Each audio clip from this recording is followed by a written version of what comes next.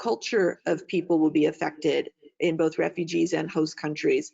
How will this affect their connection to their ceremonies, since many are tied to land mass and locations? Which these are incredibly important questions. Obviously, there's a tremendous impact on culture and tradition, especially when you are forced to leave where you're from or when new people are coming into your lands. And we don't have a short answer to that, but I'm glad you brought that up because it's an important thing for us to think about. But we only have 12 minutes left, so that's something that we'll put in the queue to talk about in a future webinar. I'll also bring a map. There's a map that shows projected migration in the United States. Okay, let's move into wildfire. So we're going to do the same pattern, key climate exposure facts. We're going to go a little faster.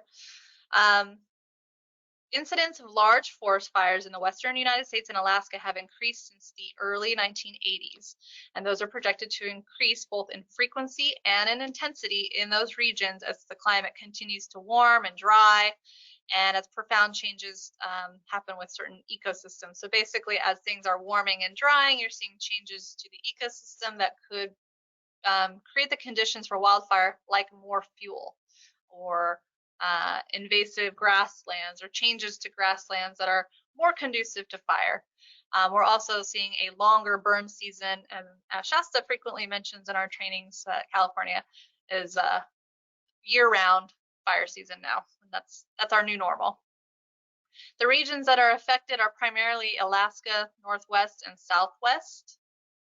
And so some of these diagrams are just showing where you're expecting to see increases in wildfire risk and incidences of area or levels of area burned over time. And so you're just seeing the record here is very straightforward from historical to present. Wildfires are increasing in these areas. As a result of that, there are some health impacts. Of course, there are some wildfire-related injuries and deaths, so those are pretty direct effects. For example, the Camp Fire here in California, Paradise, California in 2018, that was the deadliest fire in California history. 86 people died. In Santa Barbara, which is where I used to live, you also don't just see the direct effects of people maybe with traumatic burns or deaths that way. We had a large flood after a major wildfire called the Montecito debris flow that killed 20 people in our community, and that was sort of as a result of a big wildfire. There are metrics to look at here too. You can look at wildfire hazard potential. That's up there on the right. The red is higher risk areas. There's also various websites that you can look to see how many people, what the population in your area is that are living in a very high wildfire risk area. And so those would be things you would want to know. How many is my community in a high wildfire risk area? And if it's a large enough community, how many of those folks are in the very high areas? Mental health impacts. So wildfire is one of those climate events that is also sort of considered a disaster, right? So it's not new. We've seen wildfires before, but we'll see potentially more of them, and they might be more severe. As a result of that, we'll see some mental health impacts, such as post-traumatic stress, depression, anxiety, grief. There's a lot of studies around this, and one of them from RAND showed that 1/3 of the adult survivors in California wildfires in 2003 suffered depression, and 1/4 suffered post-traumatic stress disorder. And so oftentimes I go into a community and ask them what resources they have for people after a disaster like this. Are there any kinds of group counseling, crisis counseling, long-term recovery groups? And oftentimes there isn't, and sometimes the county may provide those kinds of services, but it's at least good to know what exists now and to be thinking about how you can support people going through disaster in the long run. And ideally, we'll even talk about this later, what skills can you be teaching to your community so that they are better connected to each other, can help support each other, and are better able to cope when disaster hits? And so this is some This is coming from the American Psychological Association, and it just talks about what happens when people experience a disaster or traumatic event. So feelings can become unpredictable, thoughts and behavior patterns are affected, recurring emotional reactions, interpersonal relationships can become strained, physical symptoms may accompany extreme stress. Along with that, wildfire, of course, creates damage to infrastructure, and that infrastructure might be really critical for helping help protect health. So, and you might limit your access to health services, again, with power outages, right? So you see not just maybe the lines have been damaged and power is out, but you also might see de-energization, meaning when the utility company shuts down on purpose to prevent a wildfire. You see road closures, damage health and emergency facilities. These emergencies can overwhelm health and emergency services, and we also see school and business closures and economic damages. Some of the secondary exposures that can be triggered by wildfire include smoke and particulate matter, so that would be an air quality impact. So of course, even if you're not even remotely close to the fire, fire can cause problems miles and miles away. And so we hear this from communities all the time. There might be a fire in Canada or Mexico, but border communities might still be affected. Again, ticks and forest pests. Forest pests, you see a higher degree of forest pests in the incidence of right after a wildfire. They also contribute more to wildfire. Water contamination and supply disruption, food contamination and supply disruption. Those are all potential secondary exposures. Let's talk a little bit more about them.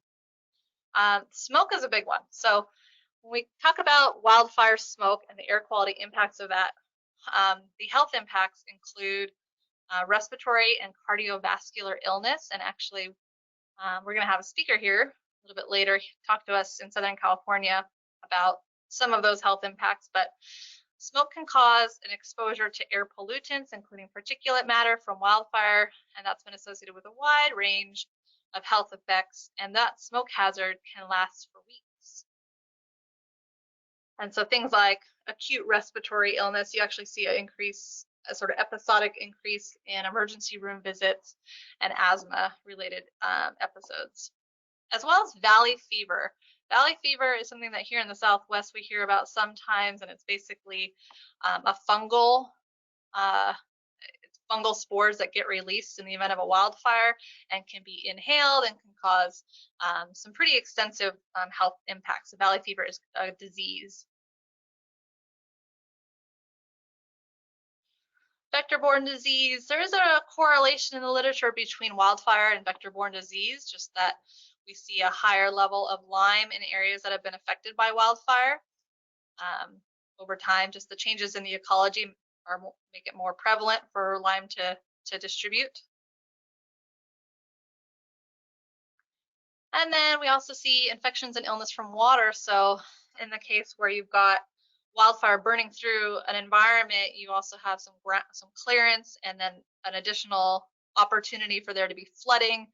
Flooding, as we will talk about more under severe storms and floods, that has a huge impact on water quality, and you can see chemicals, toxins, and pathogens in the water systems that can cause health issues, so gastrointestinal disease.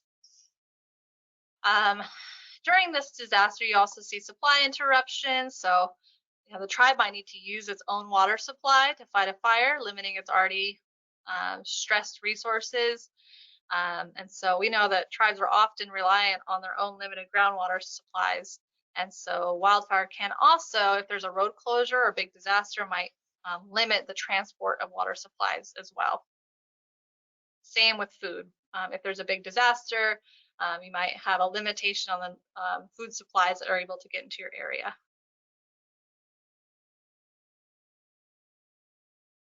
We talked about vulnerable populations. Many of these are similar. Some of the particular population sensitivity and adaptive capacity factors include the population in the high-risk wildfire area, percent of land covered by forest, and also the size of your water supply. So actually, in the interest of time, want to just talk through a few of the examples that our trainees have given us, and then we'll wrap up the webinar portion for the day. So the folks on the listserv told us a little bit more about the increases in intensity and size. So Teresa Romero from Santa Barbara area, seeing a lot more and a lot bigger fires. Cynthia Toop from Washington talked about part of her tribal lands that are timbered, and that there's some risk there if you have an economic reliance on your timber industry. Wildfires are certainly an additional threat. In Alaska, Ethan Lawton says in Alaska, their worst fire season was 2004, and they lost over 6.5 million acres. And then Stephanie has a lot of experience dealing with tree decline contributable to the bark beetle. And those bark beetles, because they're killing off some of the trees, are leading to conditions that are more conducive to wildfire, and so they're seeing an increase in that. And that she had some experience dealing with the smoke from far away fires, so they smelled and felt those effects. Okay, so sorry that last part was a little bit rushed, but we're making our way through a lot of material. This was a good initial exposure for you to wildfire and temperature, and get you thinking about how your community may be affected. We're going to follow up today's webinar by sending you these materials and other links that can help you look at more resources about these topics. So in the before our next webinar, we have some suggested action steps. The first is to identify which temperature and wildfire related indicators are being tracked for your region. So just to be looking to see who in your tribe is already looking at data that might be associated with temperature and wildfire. Who's tracking these things? Is there anything already being tracked? It could be your tribal environmental or health department, or even an intertribal health organization, or your tribal epidemiology center. Take a moment to talk to your elders and just learn a little bit more about how wildfire and temperature changes have affected your tribe. You don't have to do anything formal yet, but just start collecting stories if you can, and start seeing how folks are seeing the changes occur in their communities. Elders are great because they have the stories, they have the long-term experience, and hopefully they can share with you what their grandparents told them. Another activity for you, a suggested activity, is to input your location into something called the Climate Explorer, and you can see temperature data and projections for your community. And so we'll send all this out. You'll have the links to that as well. You could just get an idea for your area. High level, what temperature looks like historically, currently, and projected. And then finally, there is a suggested reading that we're asking you to complete before the next webinar. And we're asking you to pick one chapter between chapters 2 and 8 of a document called The Impacts of Climate Change on Human Health in the United States. That's a national document. I just mainly want you to be aware that it exists. Pick a chapter that resonates with you, that's most interesting to you. So if water security is a big issue for you, read that one. If you want to learn more about air quality, read that one. If you want to learn about mental health impacts, read that one. But we'll send you this link, pick a chapter, and then we'll talk about it when we come back together, which is on March 17th, same time. And that will be an opportunity for us to dive into drought, melting ice and sea level rise, and storms and flooding. Same way we did today on wildfire and temperature extremes. So be prepared to come and talk to us about your experiences as well. We super appreciate you being part of our training community, and we hope you join us again next month. All right, bye everybody.